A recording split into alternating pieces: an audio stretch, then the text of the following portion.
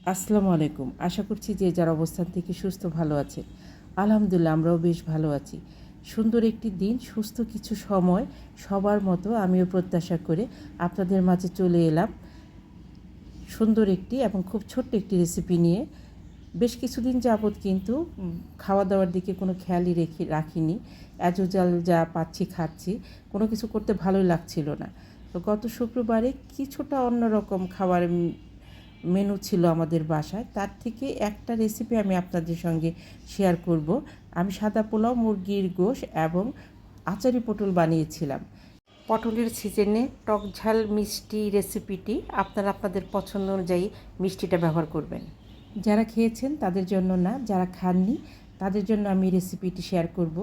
অবশ্যই রেসিপিটি দেখে তৈরি করবার চেষ্টা করবেন, ভীষণ ভালো লাগে। আমি ডিটেলসে রেসিপিটি দেখাবো, যে কেউ তৈরি করে নিতে পারবেন।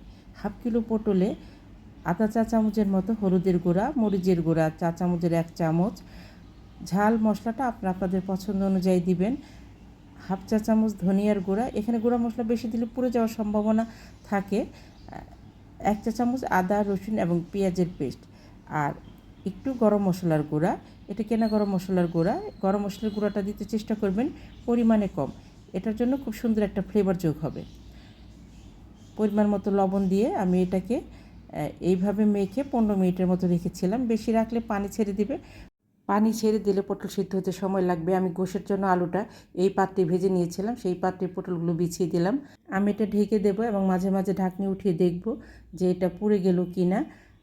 বন্ধুরা অবশ্যই লাইক দিয়ে রেসিপিটি দেখে নেবেন। আপনার একটা লাইক আমাকে এগিয়ে যেতে অনেকটা সাহায্য করবে। এমন সময় এটাকে উল্টিয়ে দিলাম, ওই সাইডটা কিন্তু পুরোপুরি হয়ে গেছে। আবার ঠিক এইভাবে উল্টিয়ে আমি আবার ঢেকে রাখবো। এটা হতে সময় লাগে, আর লো টু মিডিয়াম হিটে এই পটলটা ভাজতে হয়। পটলটা কিন্তু প্রথমে সমান থাকে, এটা আস্তে আস্তে দেখেন 2 সাইড থেকে চেপে আসবে। খুব সময় নিয়ে ভাজবেন, সেদ্ধ হলো কি না হলো সেটা আপনারা নিজেরাই দেখে বুঝতে পারবেন। আমি পটল মাখানো পাত্রে কিছু পেঁয়াজ, খুব সামান্য হলুদ এবং কাঁচা মরিচ দিয়ে মেখে নেব। আমন্ত্রণ জানাচ্ছি দিলরুবা হেসেলে সাথে থেকে পুরো রেসিপিটি দেখার জন্যে। আমি এখানে আমের আচার নিয়েছি, যার ঘরে যেরকম আচার থাকবে সেটাই নেবেন, তবে আচারটা অবশ্যই ভালো হতে হবে। আচার ভালো হলেই খেতে ভালো লাগবে, আচারটা যদি ভালো না হয় খেতে ভালো লাগবে না। যে কোনো আচার দিয়ে করা যায়, শুধু আমের আচার দিয়ে করতে হবে সেটা না। আর আচার যদি না থাকে, এই তেঁতুল কাঠ বের করেও একটু পাঁচফোড়ন দিতে হবে, সেক্ষেত্রে দিয়েও করা যায়। তবে আচার দিয়ে করলেই এটা আমার কাছে বেশি ভালো লাগে। এভাবে ঢেকে ঢেকে সময় নিয়ে ভেজে নিতে হবে। এখানে পেঁয়াজের পরিমাণটা ইচ্ছে করলে একটু বাড়িয়ে দিতে পারেন। আমার ঘরে পেঁয়াজ ছিল না, থাকলে আমি আরও পেঁয়াজ দিতাম। আর আচারটা একদম শেষের দিকে দিতে হয়, আচার দিয়ে বেশিক্ষণ রান্না করলে ভালো লাগবে না। এখানে আমি আচারের পাত্রটা ধুয়ে যে পানিটুকু দিলাম, এই পানিটুকু শুকাতে যতটুকু সময় লাগবে ঠিক ততক্ষণ পর্যন্ত আমি এটাকে রান্না করব এবং ঢেকে প্রায় 5-7 মিনিটের মতো এটাকে আমি দমে রেখে দেব।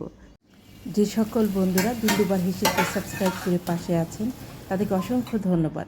যারা এখনও সাবস্ক্রাইব করেননি প্লিজ সাবস্ক্রাইব করে পাশে থাকবেন, সেই সাথে আপনার লাইকটা দিতে কিন্তু ভুলবেন না। দেশ দেশের বাইরে দূর দূরান্ত থেকে যে সকল দাদা দিদি ভাই বোন বন্ধুরা প্রতিনিয়ত আমার পাশে থাকছেন, আমাকে সুন্দর সুন্দর কমেন্ট করছেন, আমি ভীষণভাবে কৃতজ্ঞ আপনাদের প্রতি।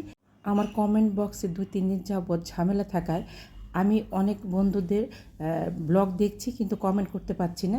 বিষয়টা ক্ষমা সুন্দর দৃষ্টিতে দেখে নেবেন। আমি কিন্তু ব্লগগুলো দেখে লাইক দিতে পারছি কিন্তু কমেন্ট করতে পারছি না। আবার 3-4 ঘন্টা পরে অটোমেটিক ঠিক হয়ে যাচ্ছে, বিষয়টা ঠিক আমি বুঝতে পারছি না। নতুন বন্ধুরা কমিউনিটি বা নতুন ব্লগে নক করবেন, খুঁজে পেতে সুবিধা হয়। আপনাদেরকে অসংখ্য ধন্যবাদ এভাবে পাশে থাকার জন্যে। নিজে ভালো থাকবেন, অন্যকে ভালো রাখবেন। আল্লাহ হাফেজ।